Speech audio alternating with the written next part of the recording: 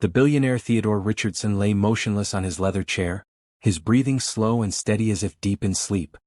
His home office door remained wide open, and behind him the massive steel safe gaped like a hungry mouth.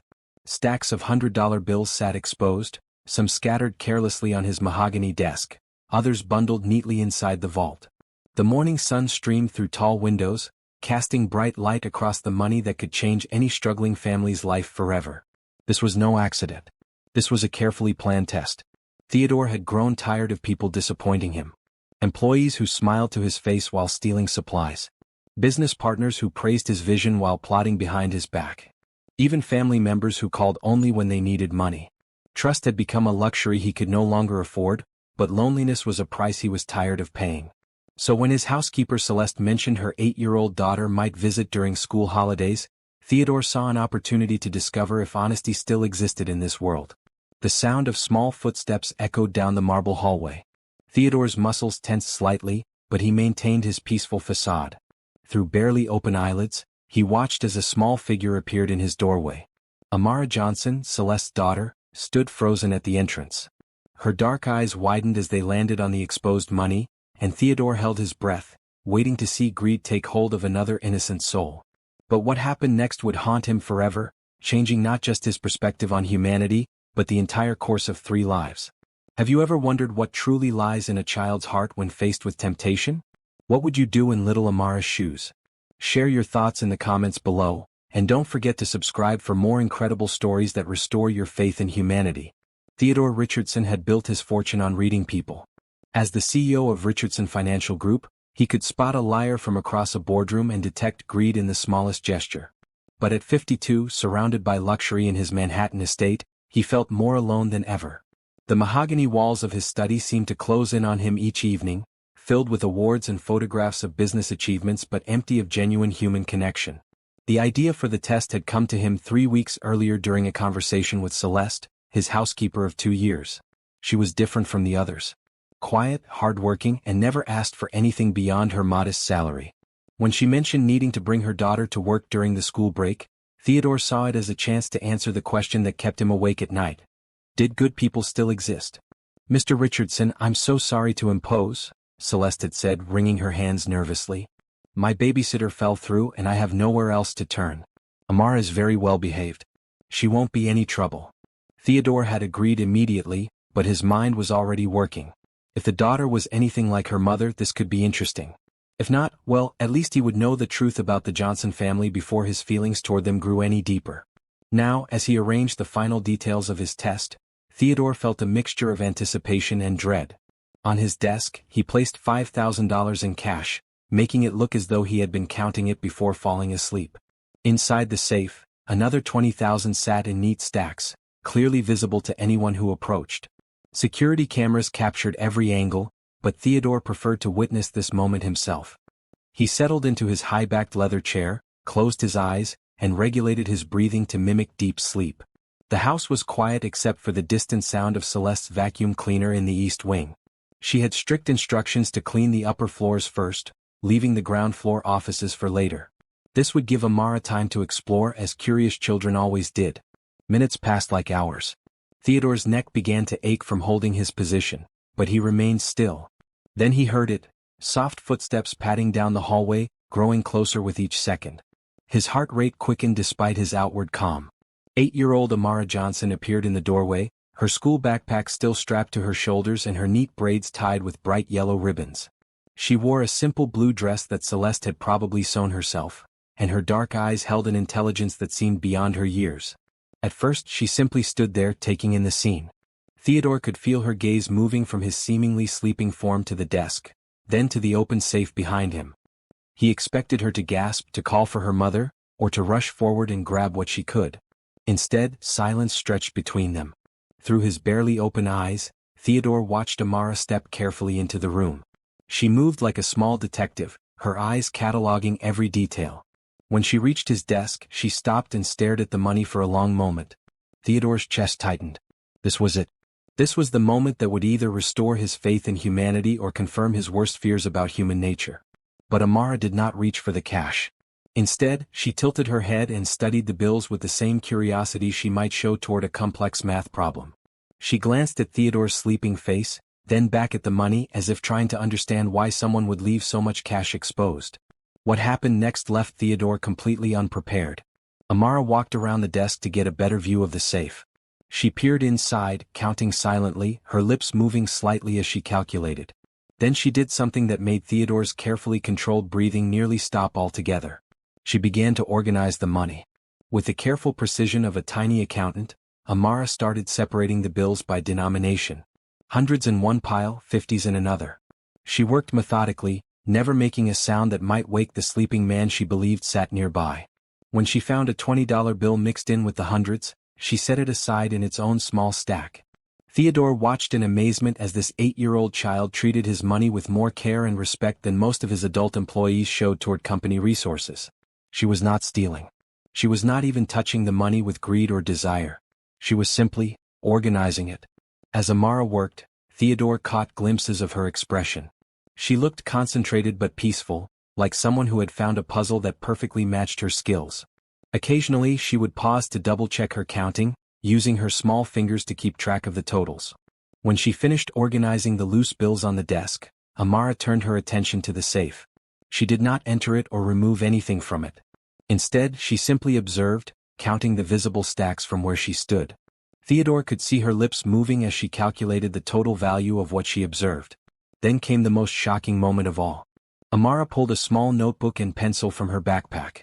The notebook was worn and obviously well used, filled with what looked like homework assignments and doodles.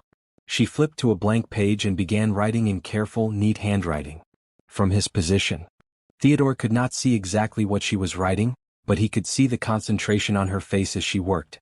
She would look at the money, write something down, count again and make another note.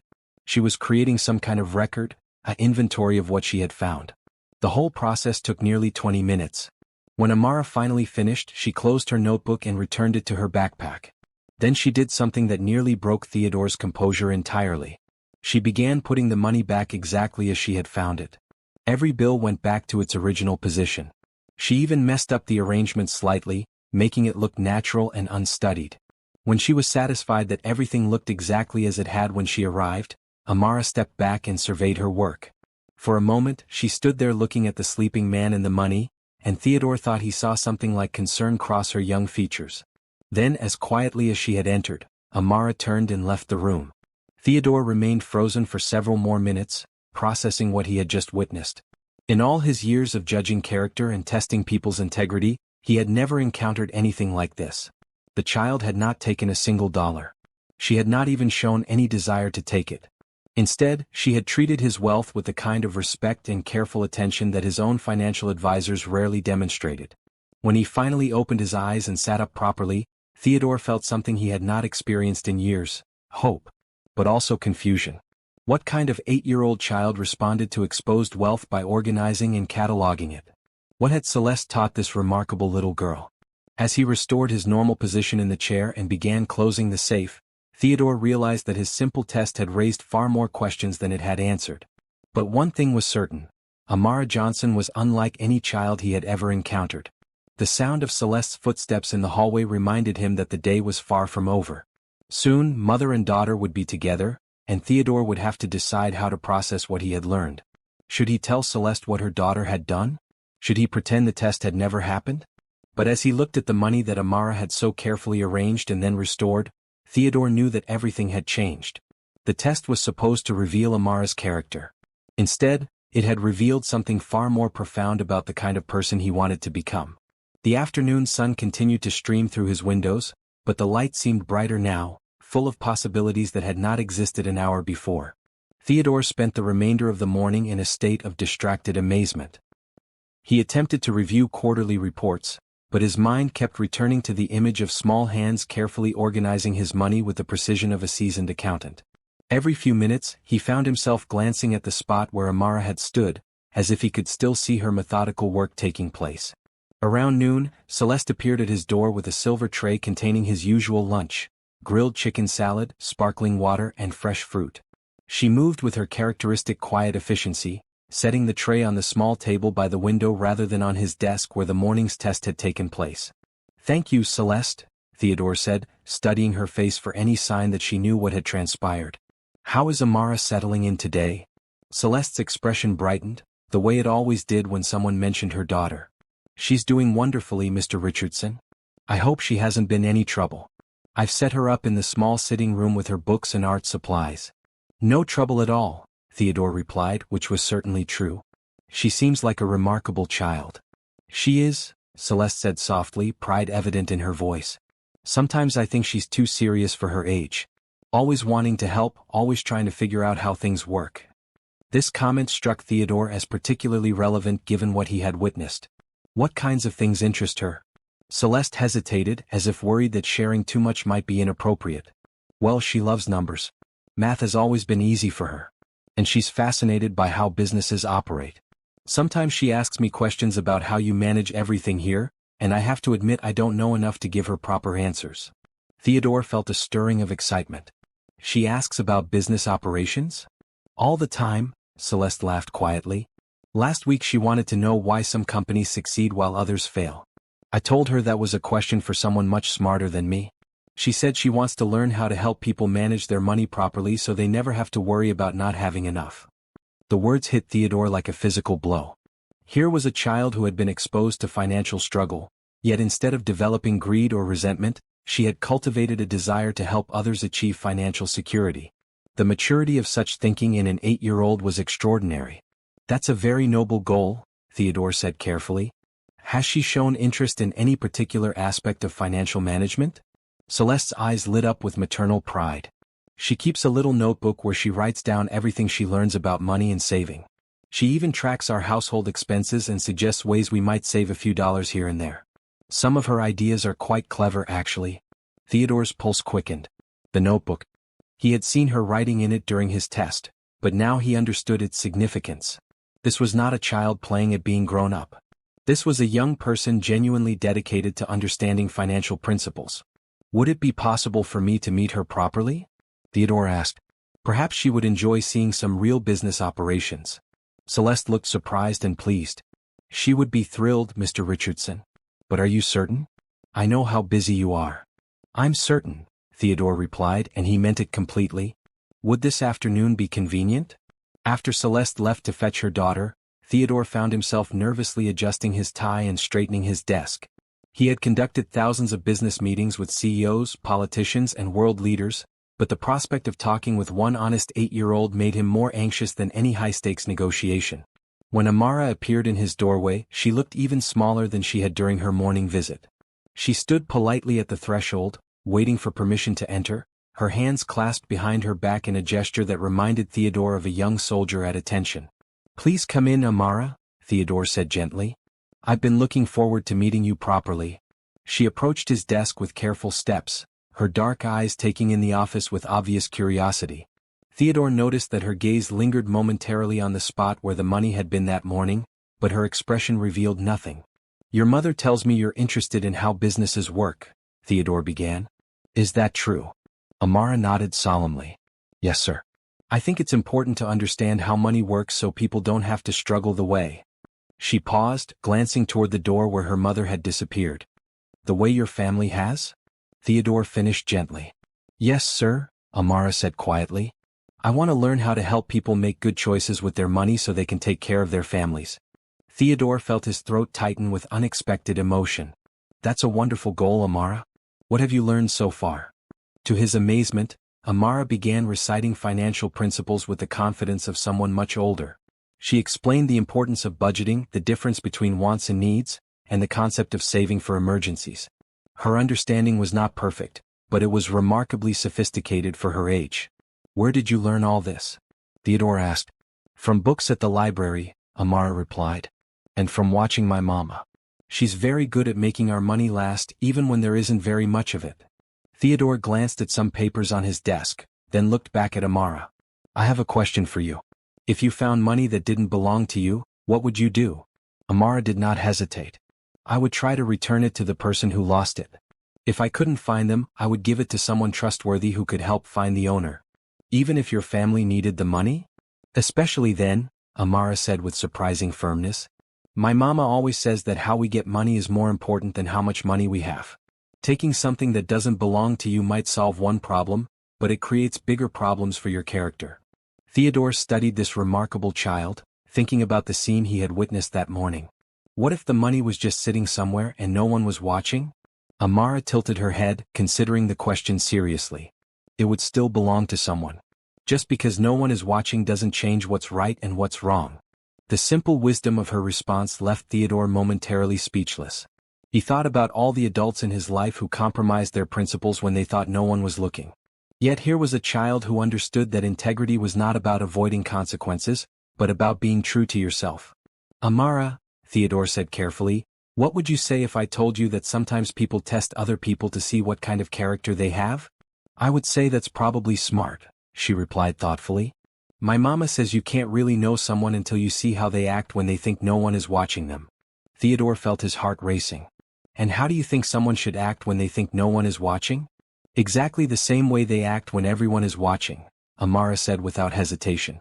Being good isn't something you do for other people. It's something you do because it's who you want to be. The profound truth of her statement hung in the air between them. Theodore realized that this 8-year-old child had just articulated a principle that many adults never learned. She understood that character was not about performance or reputation, but about the fundamental choices that defined who you were at your core. Amara, Theodore said slowly, I have something to tell you about this morning. Her eyes widened slightly, but she remained still and attentive. I was not actually asleep when you came into this room earlier. A faint blush colored Amara's cheeks, but she did not look ashamed or defensive. Instead she looked curious.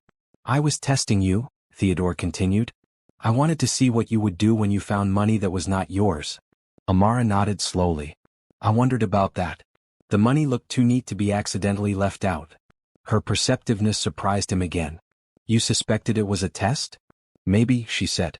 But it didn't matter. A test or an accident, the right thing to do was the same. Theodore felt something shift inside his chest, a warmth he had not experienced in years. Amara, what you did this morning was extraordinary. Instead of taking the money, you organized it and recorded information about it. Can you tell me why? Well, Amara began, settling into the explanation as if she had been thinking about this question all day. When I saw all that money just sitting there, my first thought was that someone might have made a mistake. Like maybe they were counting it and got interrupted. So I wanted to help make sure everything was in order in case they needed to finish their work later. And the notebook? I thought if there was a mistake in the counting, having a record might be helpful. I wrote down how many bills of each type I found and what the total value was. That way, if some money was supposed to be missing, you would know exactly how much and what kinds of bills. Theodore stared at this child who had turned his test of her honesty into an act of service. She had not just resisted temptation, she had actively tried to be helpful to the person she believed owned the money. Amara, he said slowly, what would you say if I told you that your actions this morning have changed my life? She looked puzzled. I would ask how, sir. You've shown me that there are still people in this world who choose to do good simply because it's right. That's something I had begun to doubt. Amara considered this seriously. There are lots of good people, Mr. Richardson. Sometimes they're just hard to notice because good people don't usually make a lot of noise about being good. Once again her wisdom left Theodore amazed. As he looked at this remarkable child, he realized that his test had revealed far more about himself than about her. He had been so focused on protecting himself from disappointment that he had almost missed the opportunity to witness something beautiful. The question now was what to do with this discovery. How could he show Amara and her mother that their goodness had not gone unnoticed? How could he ensure that this family's struggles would not prevent Amara from reaching her full potential? As the afternoon sun slanted through his office windows, Theodore began to formulate a plan that would change all their lives forever. That evening, Theodore found himself unable to concentrate on anything except the Johnson family. As he sat in his private study, a crystal glass of aged whiskey untouched on the table beside him, he replayed every detail of his conversation with Amara. The child's wisdom, her mother's quiet dignity, and the obvious love between them had stirred something in his heart that had been dormant for far too long. Theodore had built his fortune through careful observation and strategic thinking. Now he turned those skills toward understanding the family that had so unexpectedly entered his life. He began with what he knew. Celeste had worked for him for 2 years, always arriving early and staying late without complaint. Her references had been impeccable, though he noticed now that they came from smaller households rather than wealthy estates like his own. The next morning, Theodore made a decision that would have surprised anyone who knew him well. Instead of retreating to his office as usual, he spent time in the common areas of his home, observing the natural interaction between mother and daughter. What he witnessed was a masterclass in quiet strength and mutual respect. During breakfast, which they ate together in the small kitchen designated for household staff, Theodore watched through the partially open door as Celeste helped Amara with her math homework. The problems were challenging for a third grader, involving multiplication and basic fractions, but Amara tackled them with enthusiasm while her mother provided gentle guidance. "Remember what we practiced," Celeste said softly. "When you're not sure about an answer, break the problem into smaller pieces. Like when we budget our grocery money?" Amara asked, her pencil poised over the paper. "Exactly like that," Celeste smiled. "You already know how to think about numbers in a practical way. School math is just another application of what you already understand." Theodore was struck by how Celeste had connected abstract mathematical concepts to real-world applications that Amara could relate to. This was not just homework help, it was thoughtful education designed to build lasting understanding. Later, as Celeste went about her cleaning duties, Amara settled in the small sitting room with what appeared to be a well-organized collection of books, notebooks, and art supplies. Theodore positioned himself in the adjacent hallway where he could observe without intruding. Amara worked with remarkable focus for a child her age. She alternated between reading, writing in her various notebooks, and creating detailed drawings that seemed to illustrate concepts she was learning. Theodore moved closer and saw that she was reading a library book about famous entrepreneurs, taking careful notes about each person's story. In one notebook, she had created what looked like a timeline showing how different business leaders had started their companies. In another, she tracked what she called success principles that appeared repeatedly in the stories she read. Words like persistence, honesty, innovation, and service appeared frequently in her neat handwriting. But it was the third notebook that made Theodore's breath catch in his throat. This one was labeled "My Plan" in careful block letters. Inside, Amara had outlined her goals with the thoroughness of a seasoned business strategist. She wanted to graduate from high school with honors, attend college on a scholarship to study business and finance, and eventually start her own company helping families manage their money and achieve their dreams. She had even included a section titled, "Steps to Help Mama," with specific goals. Learning enough about finances to help their families save money, finding ways to increase their income, and eventually earning enough to ensure her mother never had to work as a housekeeper again unless she chose to. The love and determination in those pages made Theodore's eyes well with tears he had not shed in decades. As he continued reading over her shoulder, Theodore discovered that Amara had been tracking their family's expenses and income with remarkable accuracy. She knew exactly how much her mother earned, what their monthly costs were, and how much they needed to save for emergencies and future goals. She had even identified several small ways they could reduce expenses without sacrificing their quality of life. But most touching of all was a section titled, "Ways to Say Thank You." Here, Amara had listed everything her mother did for their family, from working long hours to help them survive, to reading bedtime stories even when she was exhausted, to teaching Amara important lessons about character and kindness. The list covered 3 full pages and ended with a promise: "I will make Mama proud and give her the life she deserves." Theodore stepped back from his observation post, overwhelmed by the depth of love and maturity he had witnessed. This child was not just intelligent, she was wise beyond her years, driven by a desire to serve others rather than to accumulate wealth for its own sake. Over lunch, Theodore made another decision. He approached Celeste while she was organizing the main library, a task that involved dusting hundreds of books and ensuring they remained properly cataloged. "Celeste, may I ask you something personal?" She paused in her work, turning to face him with the respectful attention she always showed. "Of course, Mr. Richardson. What are your dreams for Amara's future?" The question seemed to catch her off guard.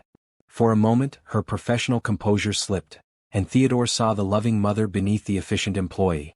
"I dream of her having opportunities one never had," Celeste said quietly.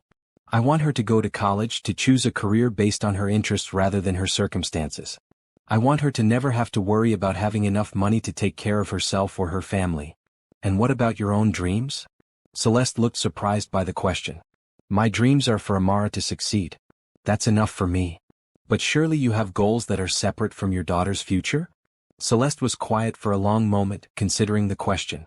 "I suppose I've always wondered what it would be like to manage something bigger than a household. I used to think about running a business, maybe a small inn or a catering company. But those are old dreams. My focus now is on making sure Amara has the chances I missed."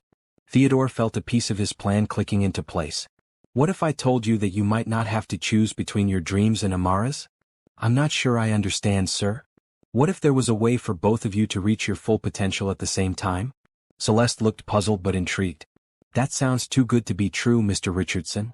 The best opportunities often do, Theodore replied with a smile. Would you be willing to trust me if I told you I had some ideas that might benefit your entire family? You've already been so kind to us, Celeste said. Allowing Amara to stay here during her school break, treating us both with such respect.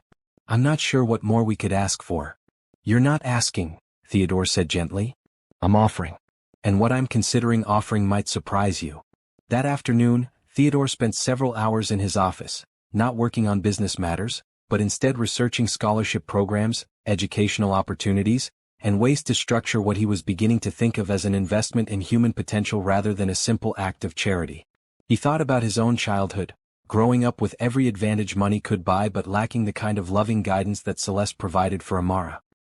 He thought about the loneliness that had grown inside him over the years, and how the presence of this remarkable family had already begun to fill spaces in his heart he had forgotten existed. As evening approached, Theodore realized that his test of Amara's character had evolved into something much more significant. He was no longer simply evaluating their worthiness of his help. He was discovering that helping them might be exactly what he needed to find meaning and purpose in his own life. The question was no longer whether he should help the Johnson family. The question was how to structure that help in a way that honored their dignity while providing the opportunities they deserved. As he watched the sun set through his office windows, Theodore began drafting a proposal that would change 3 lives forever. He thought about Amara's careful organization of his money that morning, her thoughtful plans for the future, and her deep love for her mother. He thought about Celeste's quiet strength, her dedication to her daughter, and her own deferred dreams. Most of all, he thought about the warmth and purpose their presence had brought to his previously empty house, and how much he wanted that warmth to become a permanent part of his life. The test was over. Now it was time to reveal the results. The following morning brought an unusual energy to the Richardson estate. Theodore had barely slept, his mind churning with plans and possibilities. He had spent most of the night refining his approach, wanting to ensure that what he was about to propose would be received as the genuine offer it was meant to be, rather than an act of pity or condescension. At precisely 9 o'clock, Theodore asked Celeste to bring Amara to his office for what he described as an important conversation. When they arrived, both mother and daughter seemed slightly nervous, though they tried to hide it behind their customary politeness. Please both of you sit down, Theodore said, gesturing to the 2 comfortable chairs he had positioned in front of his desk. He remained standing, feeling too energized to sit still. Amara, yesterday you and I talked about honesty and character. Today I want to tell you both something that demonstrates just how important those qualities are. He turned to address them both directly. 2 days ago, I deliberately left money exposed in this office while pretending to be asleep. It was a test, and Amara, you were the person being tested. Celeste's eyes widened with shock and embarrassment. Mr. Richardson, I'm so sorry. I had no idea she had come in here. If she disturbed anything or... She didn't disturb anything, Theodore interrupted gently. Quite the opposite. What she did was extraordinary. He moved to stand beside his desk, placing his hand on the spot where the money had been. Amara, would you tell your mother what you did when you found the money? Amara glanced at her mother's worried face, then back at Theodore. I counted it and organized it by denomination. Then I wrote down the totals in my notebook so there would be a record. Then I put everything back exactly how I found it. Celeste stared at her daughter in amazement. You organized it? It looked like someone had been interrupted while counting, Amara explained.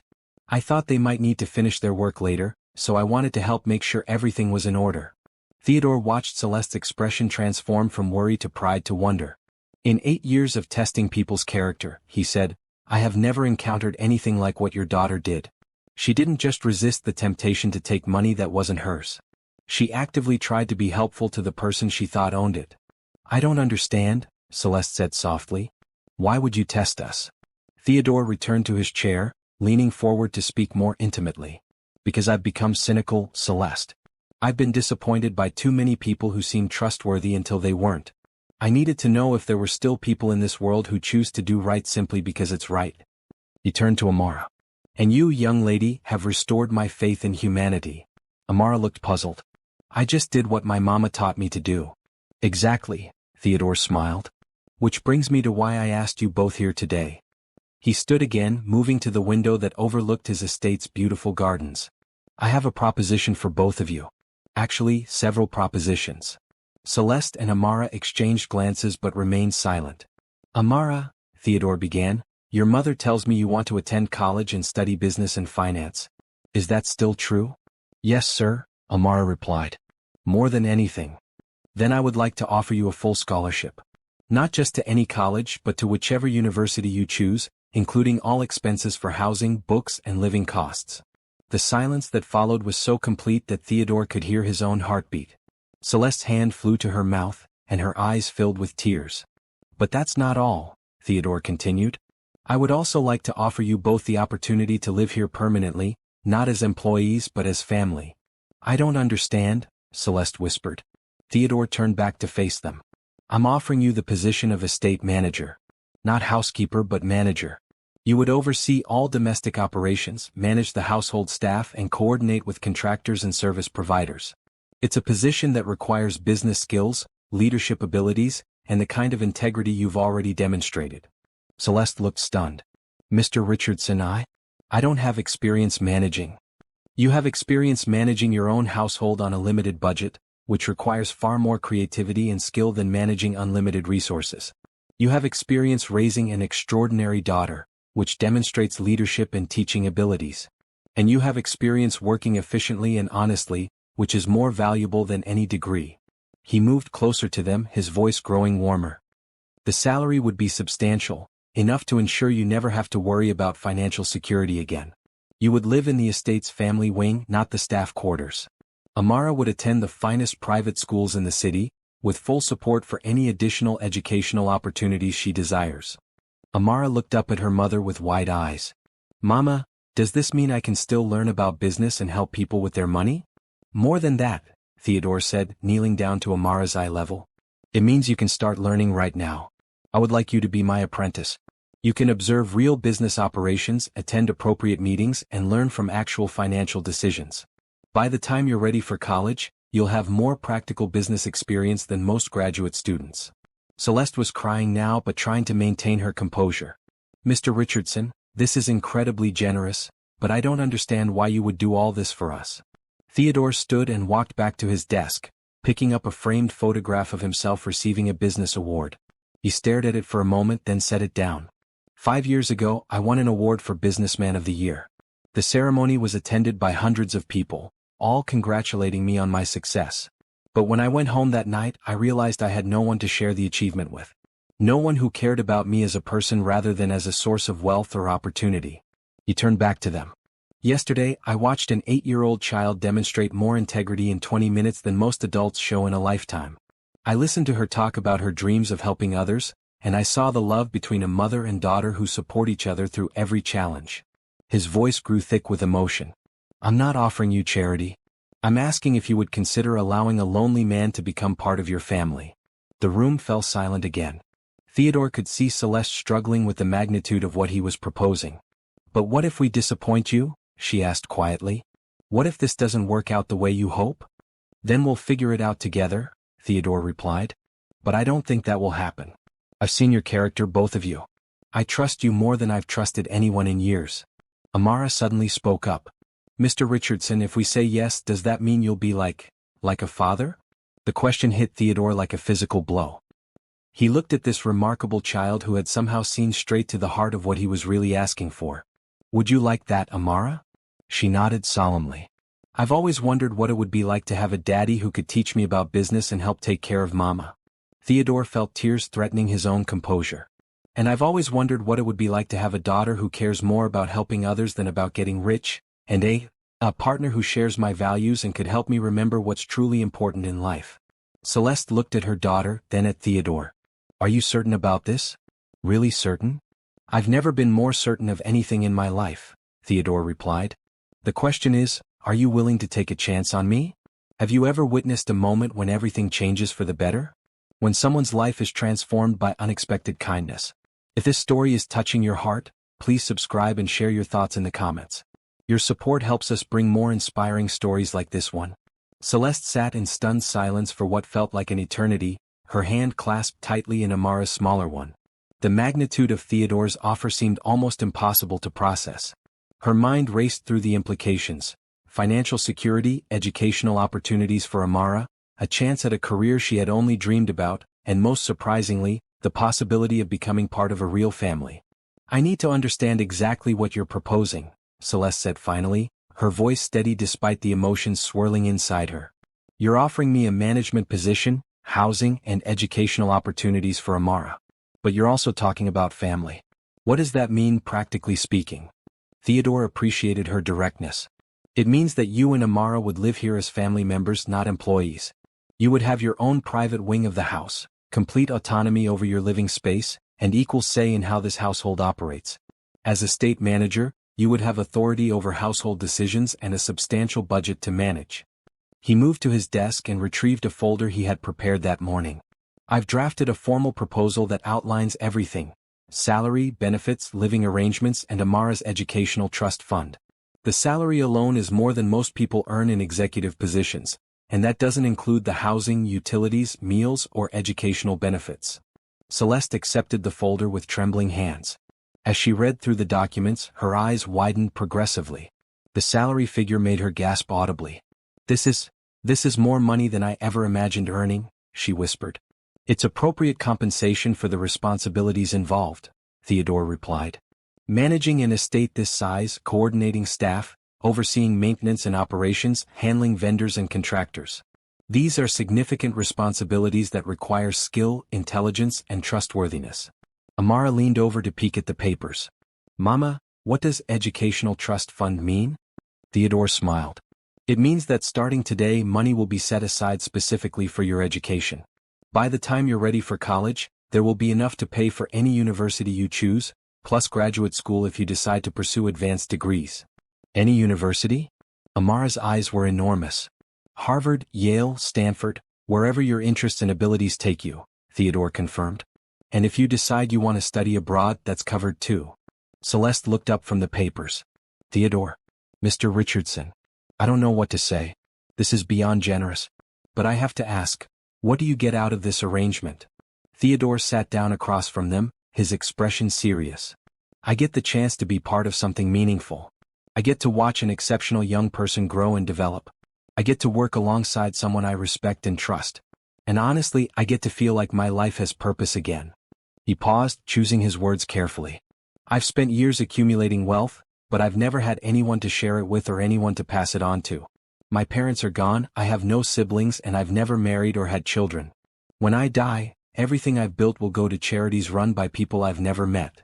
But if you become part of my family, if Amara truly becomes like a daughter to me, then everything I've worked for will have meaning. I'll have someone to mentor, someone to teach, someone to watch grow into the remarkable woman I know she'll become." Amara spoke up unexpectedly. "What about love? Families are supposed to love each other." Theodore felt his throat tighten. "I already care about both of you more than I expected to. I think love grows when people choose to be family and treat each other with kindness and respect. Do you think you could learn to love a man who wants to take care of you and help you achieve your dreams?" "I think I already do," Amara said simply. "You listened to my dreams like they were important. You want to help Mama have a better life. And you made that test not to be mean but to see if we were good people. That seems like love to me." Celeste wiped away tears that had been threatening to fall. "Amara, sweetheart, this is a very big decision. Are you sure you understand what it would mean? It means we get to live in this beautiful house and I get to learn about business from someone who's really good at it. It means you get to have a job you'll love instead of working so hard just to pay our bills. And it means Mr. Richardson gets to have a family who appreciates him." The clarity of her 8-year-old reasoning was remarkable. Theodore found himself nodding in agreement.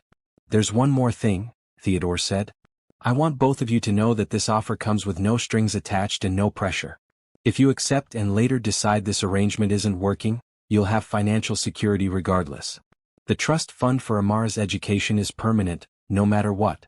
And Celeste, you'll have enough savings from this position to start your own business if that's what you eventually want to do." Celeste looked at him with wonder. "You would do that? Even if we left?" "Family doesn't stop being family because of geography or circumstances," Theodore replied. "If I'm asking you to trust me, then I need to prove that I'm trustworthy." "But we won't leave," Amara announced with conviction. This is the best thing that's ever happened to us. Right, Mama? Celeste laughed through her tears. It certainly seems that way, sweetheart. She turned to Theodore. I have practical questions. When would this arrangement begin? What about my current employment obligations? How do we handle the transition? We can start immediately if you'd like, Theodore said. Your current position as housekeeper would simply evolve into the estate manager role. I'll handle any administrative details. As for the transition, we can take it at whatever pace feels comfortable for you. He stood and moved to a cabinet, retrieving another set of documents. I've also prepared some additional opportunities if you're interested. There are business courses available through the university's continuing education program, leadership seminars, professional development workshops, whatever you need to feel confident in your new role. And for Amara? Private tutoring to supplement her regular education, access to my business library, opportunities to observe real business operations. We could even arrange internships with other companies when she's older, so she gets exposure to different industries and management styles. Amara bounced slightly in her chair. Could I really sit in on business meetings? Age-appropriate ones, absolutely. You could learn about financial planning, investment strategies, personnel management, all the things you'll need to know to achieve your goals. Celeste stood up, still holding the folder of documents. I need a moment to process all this. It's wonderful, more than wonderful, but it's also overwhelming. Of course, Theodore said. Take all the time you need. But I hope you'll say yes. I think we could be very good for each other. As they prepared to leave his office, Amara turned back. Mr. Richardson? If we become a family, what should I call you? Theodore's heart skipped a beat. What would you like to call me? Could I call you Dad? The simple question nearly undid Theodore's composure completely. I would be honored if you called me Dad. Amara smiled the brightest smile he had ever seen. Then I think Mama should say yes because I already know what my answer is. As mother and daughter left his office to discuss this life-changing opportunity, Theodore remained standing by his window, looking out at the gardens that would soon be home to the family he had always wanted but never thought he would find. For the first time in years, his house felt like it might truly become a home. 3 days later, the Richardson estate buzzed with activity as Theodore personally oversaw the transformation of the East Wing into a proper family residence. He had insisted on hiring interior designers, but only after consulting extensively with Celeste and Amara about their preferences and needs. I want it to feel like your home, not like you're living in someone else's space, Theodore had explained when Celeste expressed concern about the expense. The result was a beautiful suite of rooms that perfectly balanced elegance with warmth. Celeste's bedroom featured a sitting area where she could read in the evenings, while Amara's room had been designed as both a bedroom and a study space, complete with built-in bookshelves and a desk positioned to catch the morning light. But the most significant change was to the main living areas of the house. Theodore had always kept the formal dining room closed off, eating his meals alone in his study or the small breakfast nook. Now the grand dining room was open daily, and the three of them shared every meal together. This feels strange, Celeste admitted on their first morning as a family, as she sat at the polished mahogany table that could seat 12. A week ago I was serving breakfast. Now I'm eating it on china that's probably worth more than my car. It's not about the china, Theodore replied, pouring orange juice into Amara's glass. It's about the company. I've eaten alone in this house for 5 years. Having you both here makes everything better, including the food. Amara, who had adapted to the changes with the remarkable flexibility of childhood, was already planning her day. After breakfast, could you show me how you decide which companies to invest in? I read about something called due diligence, and I want to understand what that means. Theodore smiled. Due diligence it is. But first, we need to discuss your new school. They had decided that Amara would finish the current school year at her public school to maintain some continuity, but she would start at the prestigious Ashford Academy in the fall. Theodore had arranged for her to visit the school that afternoon to meet with the admissions director and tour the facilities. Are you nervous about changing schools? Celeste asked her daughter. A little, Amara admitted, but also excited. The academic catalog Theodore showed me has classes I never even knew existed. They have a class called Entrepreneurship for Young Leaders and another one about global economics.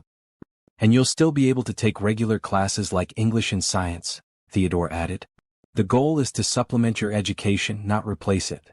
As they finished breakfast, Theodore pulled out his tablet and showed them the day's schedule. Amara, this morning you'll observe a conference call with my investment team.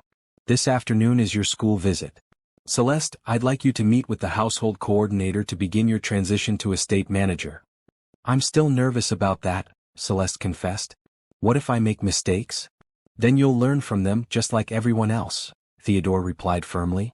I didn't become successful by avoiding mistakes. I became successful by learning from them quickly and not repeating them. The morning business meeting was a revelation for Amara. She sat quietly beside Theodore as he conducted a video conference with investment advisors from 3 different cities, discussing the potential acquisition of a renewable energy company. Amara took notes throughout the meeting, asking Theodore to explain terms she didn't understand during brief muted moments. She was particularly fascinated by the discussion of environmental impact versus financial return. Why do some people think you have to choose between making money and helping the environment? She asked after the meeting ended. Because they're thinking short-term instead of long-term, Theodore explained. Companies that damage the environment might make quick profits, but they're not sustainable. Smart investors look for businesses that will still be profitable 20 or 30 years from now. So being good for the environment is actually good for business? Often yes. Consumers are increasingly choosing companies that align with their values. And governments are creating incentives for environmentally responsible businesses. The companies that figure this out first will have competitive advantages. Amara wrote this down in her notebook, adding it to her growing collection of business principles. Meanwhile, Celeste was discovering that her new role was both more challenging and more satisfying than she had expected. Mrs. Patterson, the household coordinator, was a woman in her 60s who had been managing the administrative aspects of the estate for over a decade. Mr. Richardson has been very clear that you're to take over my responsibilities gradually, Mrs. Patterson explained as they toured the estate's business office. But I must say, it's refreshing to work with someone who asks thoughtful questions rather than just giving orders. The office was equipped with computers, filing systems, and communication equipment that allowed the estate to function like a small business. Celeste would be responsible for coordinating with landscaping services, maintenance contractors, housekeeping staff, and various vendors. The budget for household operations is substantial, Mrs. Patterson continued, showing Celeste the financial management software. Mr. Richardson believes in paying fair wages and maintaining the highest standards, but he also expects efficient management.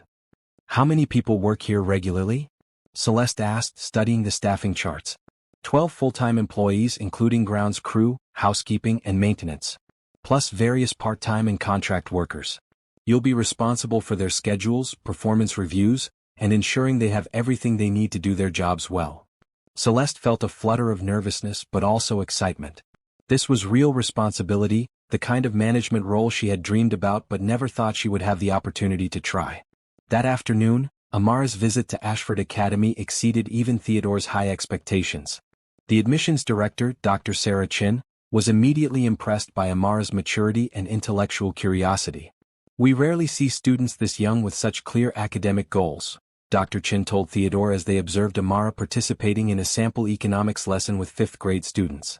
She's asking graduate-level questions about market theory. The school's facilities were impressive. Well-equipped science laboratories, a library that rivaled those at many colleges, and classrooms designed to encourage collaborative learning. But what excited Amara most was meeting other students who shared her passion for learning. Everyone here seems excited about school, she told Theodore during their drive home. At my old school, some kids thought it was weird that I liked math and reading about business. Here, one girl told me she wants to be an environmental lawyer, and a boy in the economics class is already planning to start his own nonprofit organization. Do you think you'll be happy there? I think I'll be challenged there, Amara replied thoughtfully. And I think being challenged is how you grow. That evening, the 3 of them sat in the main living room, a fire crackling in the fireplace despite the mild weather.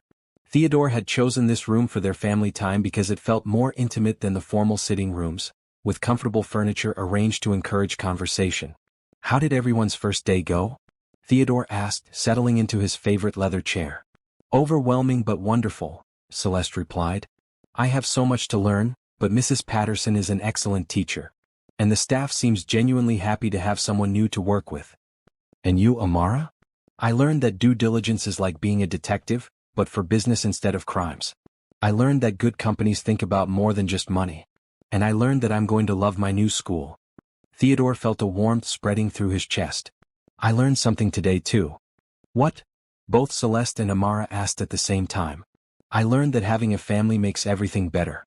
The business meeting was more interesting because I was sharing it with someone who cared about learning. The house feels more alive with your voices in it. And I realized that success isn't about what you accumulate, it's about who you share it with. Amara got up from her chair and went to hug Theodore. I'm glad we said yes to being your family. So am I, Celeste added softly. I've never felt so hopeful about the future.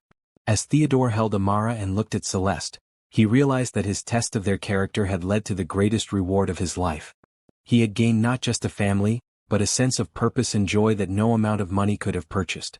The transformation of the Richardson estate was complete, but the transformation of 3 lives was just beginning. 6 months after the Johnson family had officially moved into the Richardson estate, the house had been transformed from a showplace into a home. The changes were evident in small details: family photographs on Theodore's desk, Amara's artwork displayed in the main hallway, and the sound of laughter echoing through rooms that had been silent for years. Theodore had discovered that being a father figure was both more challenging and more rewarding than he had anticipated. Amara's insatiable curiosity about business kept him constantly engaged, forcing him to articulate concepts he had long taken for granted. Explain to me again why people buy insurance, Amara said over breakfast one morning, her notebook open beside her plate of pancakes. Insurance is about managing risk, Theodore replied, cutting his own breakfast while he thought about how to explain the concept clearly. You pay a small amount regularly to protect yourself from having to pay a large amount if something bad happens. But what if nothing bad happens? Then you just lose all that money. That's the price of peace of mind, Celeste interjected from across the table. Remember when we couldn't afford health insurance and I was always worried about what would happen if you got sick? I remember, Amara nodded. You used to have headaches about money. Exactly. Now we don't have to worry about medical bills or car repairs or other emergencies because we're protected. The insurance money isn't lost, it's invested in security. Theodore watched this exchange with admiration. Celeste had proven to be a natural teacher, able to connect abstract concepts to real experiences that Amara could understand. Celeste's own growth had been remarkable to observe.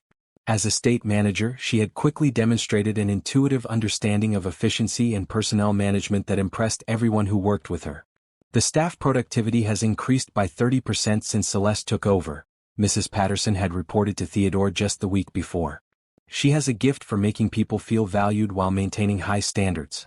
The changes were evident throughout the estate. The gardens were more beautiful than ever, maintained by a grounds crew that now felt empowered to suggest improvements rather than simply following orders. The house ran with clockwork precision, but the atmosphere was warm and welcoming rather than rigidly formal. Theodore had also begun including both Celeste and Amara in business discussions that were appropriate for their respective levels of understanding. Celeste had proven to have excellent instincts about people and situations, while Amara's questions often forced him to examine his assumptions in new ways. I don't understand why anyone would invest in companies that hurt people, Amara had said during a recent discussion about pharmaceutical investments. Even if they make money, wouldn't you feel bad about profiting from other people's suffering? The question had led to a deep conversation about ethical investing that resulted in Theodore restructuring part of his portfolio to align more closely with his values. Amara's moral clarity was becoming a compass for decisions that affected not just their family, but the broader impact of his business activities. On this particular morning, Theodore had a special announcement to make. I have some news that I think will interest both of you, he said as they finished breakfast. I've been invited to speak at the National Youth Entrepreneurship Conference next month. That's wonderful, Celeste said. What will you be speaking about? How young people can develop business skills and ethical leadership. But here's the interesting part, I'd like both of you to come with me. Amara's eyes lit up. Really? I could go to a real business conference. Not just go, Theodore smiled. I'd like you to be part of my presentation. You could share your perspective on what motivates young people to pursue business education and how adults can better support youth entrepreneurship. Celeste looked concerned. Theodore, that's a huge honor, but Amara is only 8 years old. Are you sure she's ready for something that public? I've been watching her for 6 months, Theodore replied. She speaks more clearly about business ethics than most adults I know.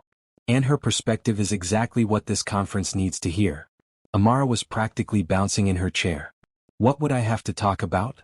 Your dreams, your goals, and what you've learned about business so far. You could talk about how important it is to think about helping people, not just making money. You could share some of the insights you've written in your notebooks. But what if I get nervous and forget what to say? Theodore reached across the table and squeezed her hand. Then you take a deep breath and remember that you have something valuable to share. The people at this conference need to hear your voice, Amara. You represent the future of ethical business leadership. Celeste smiled at her daughter's excitement. What about me? What would my role be? I'd like you to participate in a panel discussion about supporting young entrepreneurs, Theodore said. You could talk about how parents and mentors can encourage business interests while maintaining focus on character development. But I'm not an expert. You're raising an exceptional young person while managing a complex operation successfully. You're absolutely an expert on developing leadership skills and maintaining ethical standards. Over the following weeks, the house buzzed with preparation for the conference. Theodore worked with both Celeste and Amara to develop their presentations, but he was careful to let their own voices and perspectives shine through. Amara's presentation focused on her dream plan, as she had begun calling her long-term goals. She talked about wanting to help families achieve financial security, the importance of treating money as a tool for helping others rather than an end in itself, and how adults could encourage young people to think about business as a way to solve problems rather than just earn profits. Celeste's contribution to the panel discussion centered on the importance of connecting business education to real-world values and experiences. She shared how she had helped Amara understand financial concepts by relating them to their family's actual experiences with budgeting, saving, and planning for the future. But the most significant development during this preparation period was how much closer the three of them had grown as a family.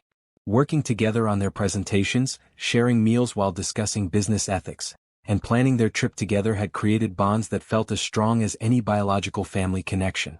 I have something I want to discuss with both of you, Theodore said one evening as they sat together in the living room. What is it? Celeste asked, looking up from the book she was reading. I've been thinking about making some legal arrangements that would formalize our family relationship. Amara looked confused. What kind of arrangements? Well, Theodore said carefully, I'd like to legally adopt you, Amara, if that's something you would want. And Celeste, I'd like to ask if you would consider, if you might be interested in, that is, would you perhaps consider marrying me? The room fell completely silent. Celeste's book slipped from her hands and Amara's eyes grew enormous. You want to marry Mama? Amara whispered. I want us to be a real family in every sense, Theodore replied. I love you both more than I ever thought possible. You've brought meaning and joy to my life that I never knew I was missing. Celeste stood up abruptly, moving to the window. Theodore, this is not what we agreed to originally. I know, he said softly. But feelings change. Circumstances evolve. What started as a business arrangement has become the most important relationship of my life. But marriage. Celeste turned back to face him.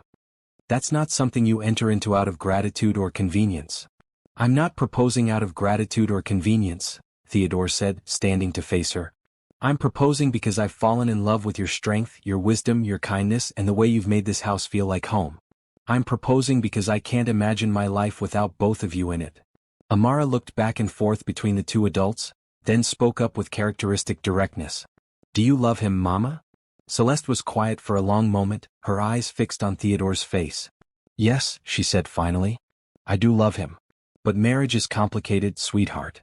It's not just about feelings. What else is it about? Amara asked. Partnership.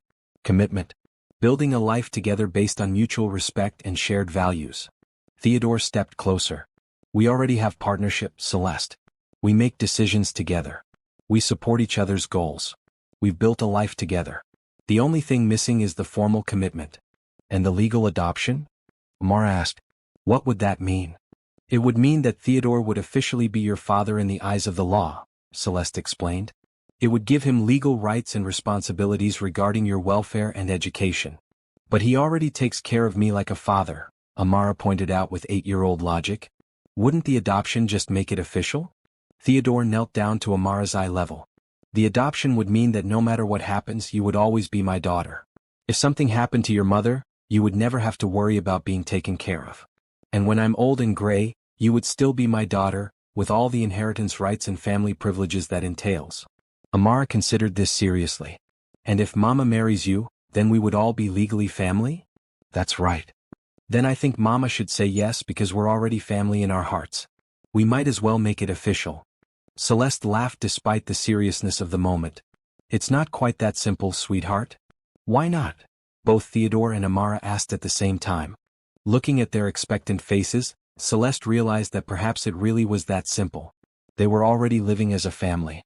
They already loved and supported each other. They already shared dreams and goals in daily life. All right, she said softly. Yes to both. Yes to the adoption and yes to the marriage. Amara cheered and threw her arms around both adults. Theodore pulled Celeste close, holding both his daughter and the woman he loved, finally understanding what it meant to have everything that truly mattered. The Richardson estate had become home to a real family at last. The morning of the Youth Entrepreneurship Conference brought an unexpected visitor to the Richardson estate. Theodore was reviewing his speech one final time when his assistant called to announce that his estranged brother, Robert Richardson, was at the front gate requesting entry. Theodore hadn't spoken to Robert in over 3 years, not since their bitter argument about the family business following their father's death. Robert had wanted to pursue aggressive expansion strategies that Theodore considered unethical, leading to a complete breakdown in their relationship. Should I let him in, sir? His assistant asked over the intercom.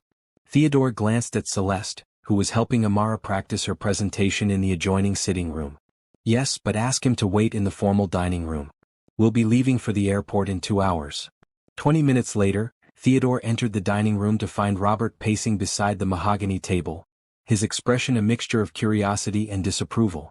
At 48, Robert had inherited their father's sharp features and ruthless business instincts, but lacked the ethical foundation that had guided Theodore's success. Hello, Robert, Theodore said coolly. This is unexpected.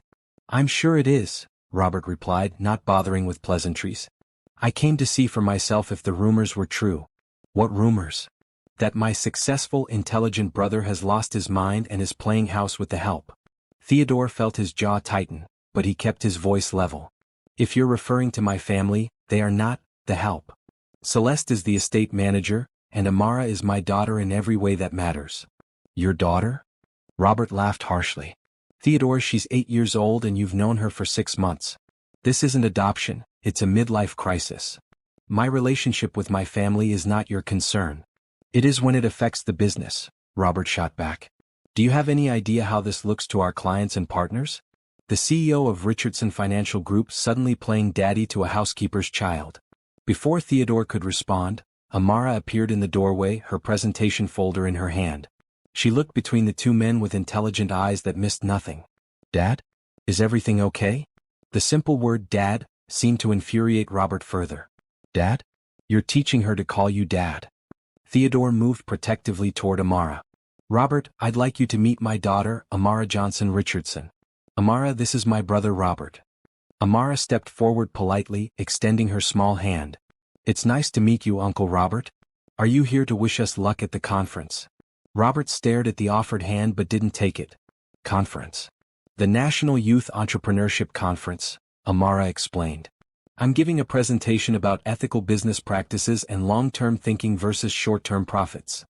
You're taking her to business conferences now? Robert turned back to Theodore. This is beyond inappropriate. She's a child, not a business associate. She's brilliant, articulate, and has insights that most adults lack, Theodore replied firmly. Her perspective on ethical leadership is exactly what the business community needs to hear.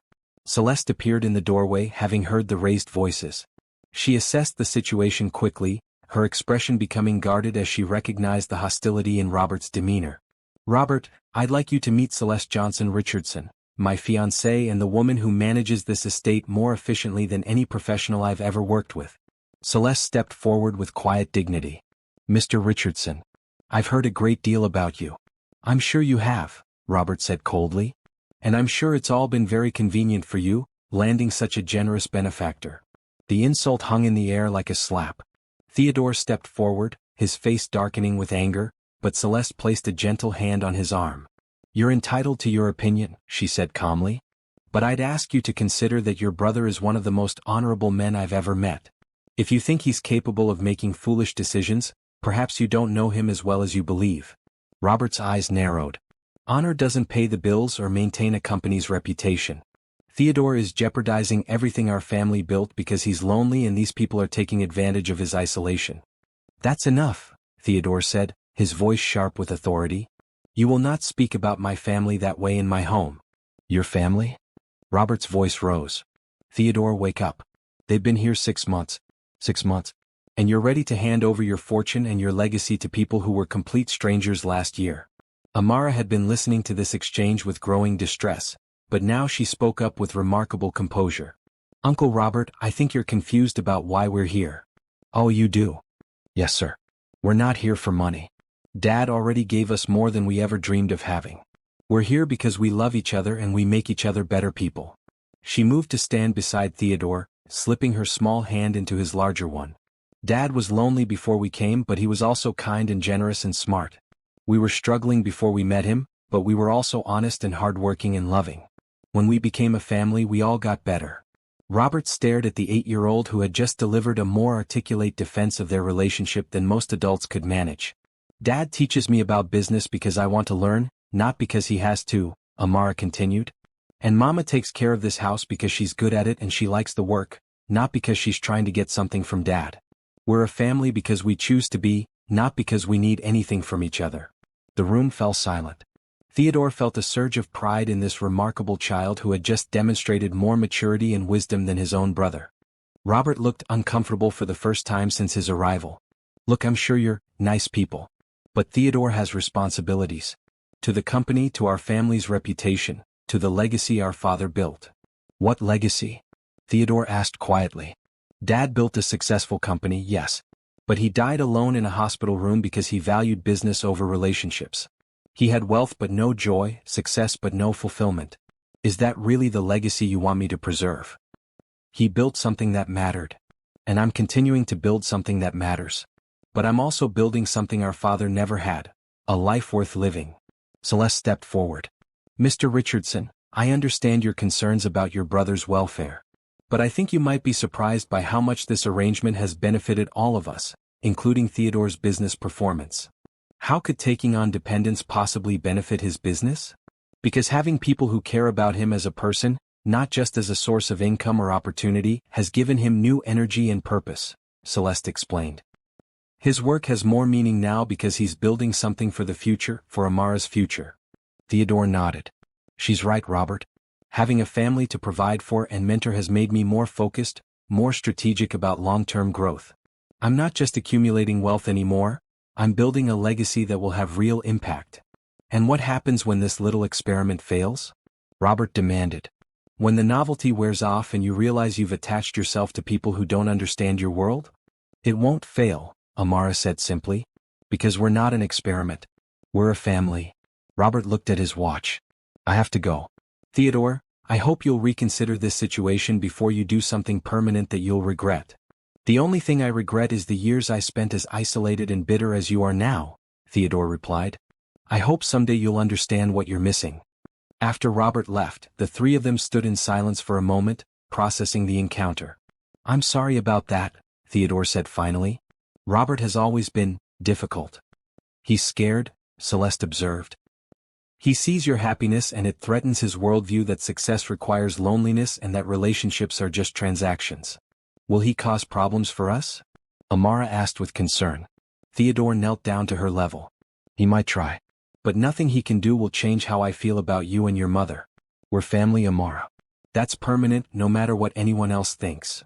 Good, Amara said firmly. Because I don't want any other family. I like the one we made.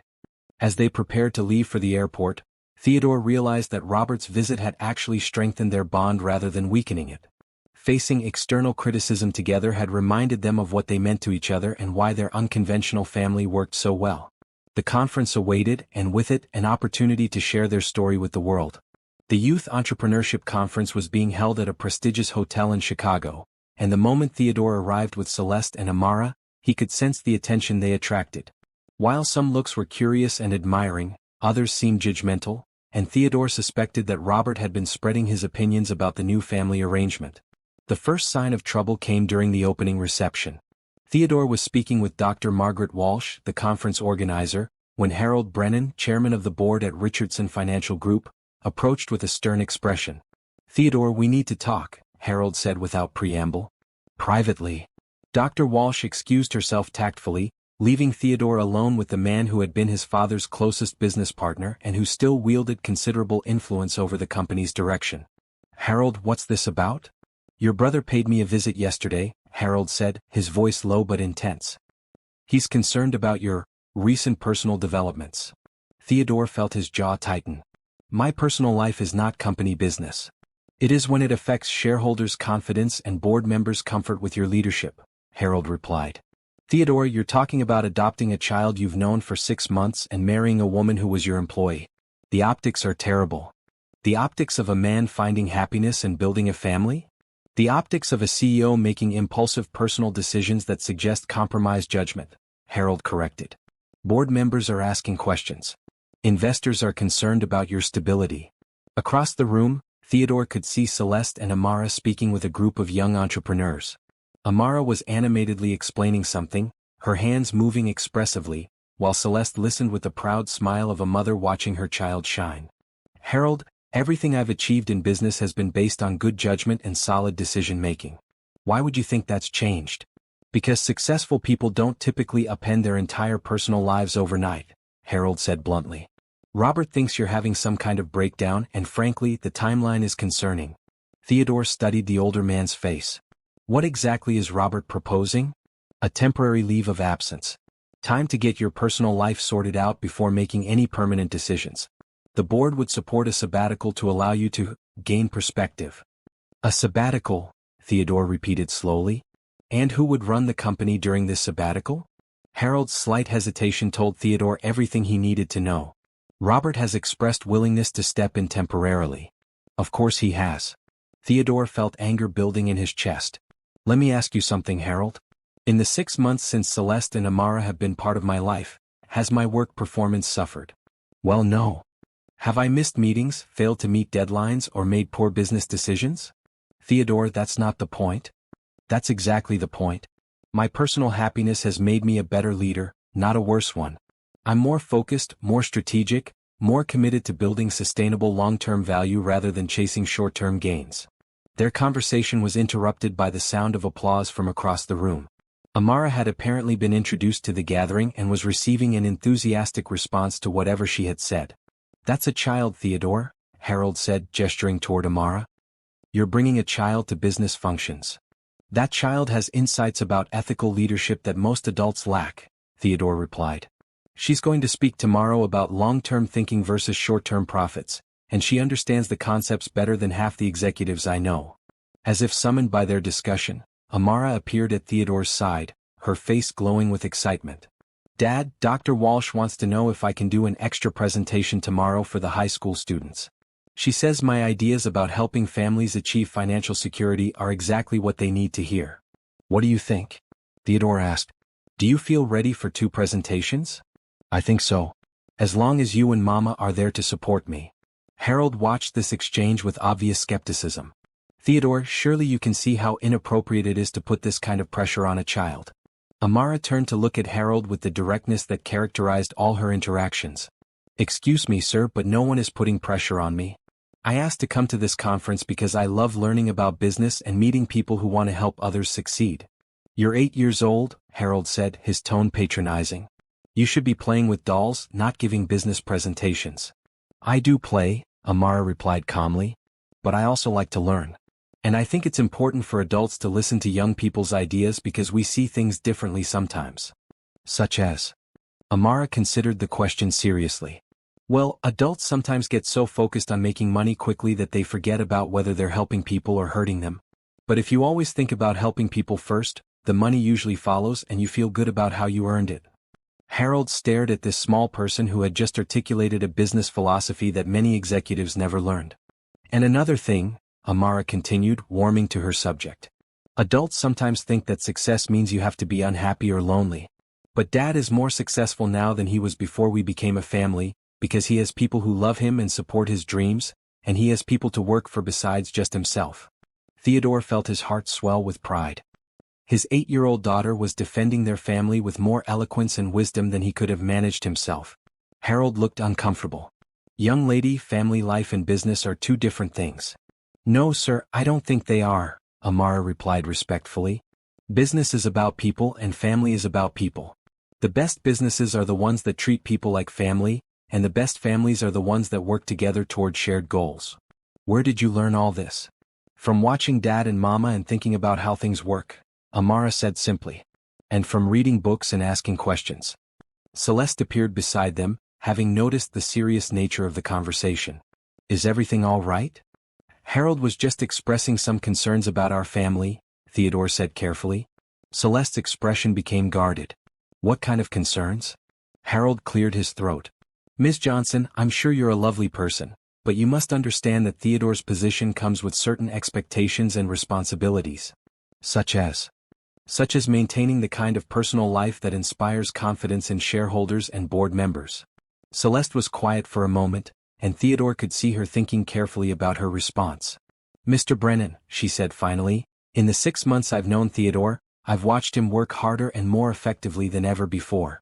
He's more focused during business hours because he has a reason to come home at night. He's more strategic about long-term planning because he's building something for his daughter's future. And he's more committed to ethical practices because he wants to model the kind of leadership that Amara can be proud of. But the irregularity of the situation. What's irregular about a man finding love and building a family? Celeste asked. Isn't that what most people consider success? Before Harold could respond, Dr. Walsh approached with several conference attendees in tow. Theodore, I wanted to introduce you to some people who are very interested in meeting your family, she said warmly. This is Janet Morrison from the Youth Leadership Foundation, and Tom Chin from the National Association of Ethical Business Practices. Both visitors beamed at Theodore, Celeste, and Amara. We've been hearing wonderful things about your daughter's presentation tomorrow, Janet said. The combination of youthful idealism and practical business understanding is exactly what our foundation seeks to promote. And we're very interested in your approach to family-integrated leadership development, Tom added. The idea of mentoring young entrepreneurs within a family structure could revolutionize how we think about business education. Harold watched these interactions with obvious surprise. Rather than the criticism he had expected, Theodore's unconventional family was receiving praise and interest from respected organizations. As the evening progressed, it became clear that Harold's concerns were not shared by the conference attendees. Instead, Theodore, Celeste, and Amara were surrounded by people eager to learn about their approach to combining business success with family values. During a quiet moment, Harold approached Theodore again. I may have been hasty in my assessment, he admitted reluctantly. The response here is not what I expected. People are hungry for authentic leadership, Theodore replied. They're tired of executives who sacrifice everything personal for professional success. My family hasn't made me weak, it's made me stronger and more focused. But Robert's concerns about the timeline? Robert's concerns are based on fear and jealousy, Theodore said firmly. He can't imagine that genuine happiness is possible, so he assumes mine must be fake or temporary. Harold nodded slowly. I'll need to report back to the board about what I've observed here. Report honestly, Theodore said. Tell them that I've never been more committed to the company's success or more clear about my values and priorities. As Harold walked away, Amara tugged on Theodore's sleeve. Dad, are people really worried about our family? Theodore knelt down to her level. Some people are, sweetheart. But that's because they don't understand that love makes people stronger, not weaker. Will they try to break up our family? They might try, Theodore said honestly. But they won't succeed. Do you know why? Because we belong together? Because we belong together and because what we have is real and strong and good. People can criticize us but they can't change what's in our hearts. Amara nodded solemnly. Then I'm not worried. Tomorrow I'll show everyone how proud I am to be your daughter and how happy our family makes all of us. As Theodore looked at this remarkable child and at Celeste standing beside them, he realized that tomorrow's presentations would be more than just conference talks. They would be their family's declaration to the world that love, integrity, and shared purpose were not weaknesses to be hidden, but strengths to be celebrated. The challenge had been issued. Now it was time to stand together and show the world what a real family could accomplish. The morning of their presentations dawned bright and clear, with autumn sunlight streaming through the hotel conference room windows. Theodore stood at the podium, looking out at an audience of over 300 business leaders, educators, and young entrepreneurs. But his eyes kept returning to the front row, where Celeste sat beside Harold Brennan, both of them beaming with pride as they watched Amara deliver her presentation. My name is Amara Johnson Richardson, she was saying, her clear voice carrying easily through the large room. 6 months ago, my mama and I thought success meant having enough money to pay our bills and maybe save a little for emergencies. Today I want to tell you about a different kind of success. She paused, looking directly at Theodore with a smile that made his heart overflow. True success is when you can help other people achieve their dreams while you're working toward your own. It's when you measure your worth not by how much money you have, but by how many people's lives you've made better. The audience was completely silent, hanging on every word from this poised 8-year-old. My dad taught me that business isn't about taking advantage of people or getting rich quick. It's about solving problems and creating value and building something that will still matter when you're old and gray. Amara pulled out the worn notebook that had started everything. I keep track of my goals and dreams in this book. But the most important thing I've learned is that dreams are better when you share them with people you love. She gestured toward Theodore and Celeste. My family started as just Mama and me. We loved each other and we worked hard, but we were limited by our circumstances. Then we met Dad, who had everything money could buy but was limited by his loneliness. The audience murmured appreciatively as they began to understand the story. When we became a family, none of us lost anything, but all of us gained everything. Dad gained people who love him for who he is, not what he can provide.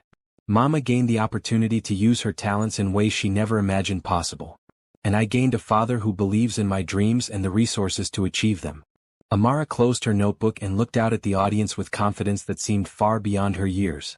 The lesson I want to share with all of you is this: success without love is just accumulation. But success with love is transformation. When you find people who make you want to be better, and when you help them become the best versions of themselves, that's when business becomes more than just work. That's when it becomes purpose. The applause that followed was thunderous. Theodore watched in amazement as the entire audience rose to their feet, giving his daughter a standing ovation that lasted several minutes. As Amara returned to her seat, several board members from Richardson Financial Group who had been watching from the back of the room approached Harold Brennan. Theodore could see them speaking animatedly, their expressions clearly impressed. When it was Theodore's turn to speak, he found himself departing from his prepared remarks. "Ladies and gentlemen, you've just heard from the wisest business advisor I've ever encountered," he began. 8 months ago, I would have told you that my greatest achievement was building a multi-billion-dollar company.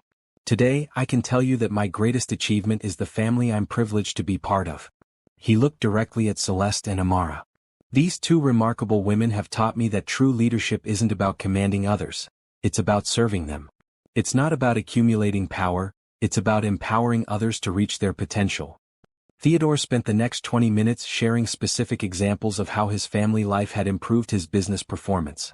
He talked about Amara's ethical insights influencing his investment strategies, Celeste's management skills improving his household operations, and how having people to build a legacy for had focused his long-term planning. The myth that successful people must sacrifice personal happiness is not just wrong, it's counterproductive, he concluded. When you have people you love supporting your dreams and counting on your success, you become more focused, more creative, and more committed to sustainable rather than short-sighted growth. The response to his presentation was equally enthusiastic. During the question and answer session, multiple attendees asked about his approach to family-integrated business mentoring and work-life integration. But the most significant moment came when Harold Brennan stood up in the audience. "Theodore, I owe you and your family an apology," he said, his voice carrying clearly through the room. "I questioned your judgment and your priorities based on outdated assumptions about what leadership looks like. What I've witnessed here today has convinced me that you haven't compromised your business effectiveness, you've enhanced it." He turned to address the entire audience. "As chairman of the board at Richardson Financial Group, I want to publicly state that we are proud to have Theodore Richardson as our CEO, and we fully support his innovative approach to combining business excellence with family values." The applause that followed felt like vindication, but more importantly, it felt like acceptance. Theodore looked at his family and realized that they had not only survived their first public challenge but had emerged stronger and more united than ever. After the conference sessions ended, Theodore, Celeste, and Amara found themselves surrounded by people wanting to learn more about their story. Business leaders asked about their approach to mentoring young entrepreneurs. Educators inquired about their methods for making business concepts accessible to children. Families wanted advice on how to support their own children's business interests. As evening approached and the crowds finally dispersed, the three of them sat together in Theodore's hotel suite, reflecting on the extraordinary day. "I'm proud of both of you," Theodore said, pulling Amara onto his lap while Celeste curled up beside them on the couch. "You handled every question and challenge with such grace and wisdom." "I wasn't nervous at all," Amara said, surprising them both. I knew I was telling the truth about our family, so I didn't have to worry about what to say. And you, my dear, Theodore said to Celeste, were magnificent during the panel discussion. The way you talked about supporting young people's dreams while maintaining focus on character development, you sounded like you'd been doing this for years. Celeste smiled. I suppose I have been, just on a smaller scale. And having an audience that was genuinely interested in what I had to say made it easier. So what happens now? Amara asked. Do we go home and get back to normal life? We go home and continue building our extraordinary life, Theodore replied. But first, I have something important to discuss with both of you. He reached into his jacket pocket and pulled out a small velvet box. Celeste's eyes widened as he opened it to reveal a simple but elegant diamond ring. Celeste Johnson, you have transformed my life in ways I never imagined possible. You've made me a better man, a better leader, and a happier human being. Will you marry me? Through tears of joy, Celeste whispered, Yes. Yes, of course I'll marry you. As Theodore slipped the ring onto her finger, Amara clapped her hands in delight. Does this mean we can have a wedding? It means we can have whatever kind of wedding makes us all happy, Theodore laughed. Can I be in charge of the flower arrangements? Amara asked seriously. I have some ideas about using colors that represent business growth and family harmony. Celeste and Theodore exchanged amused glances.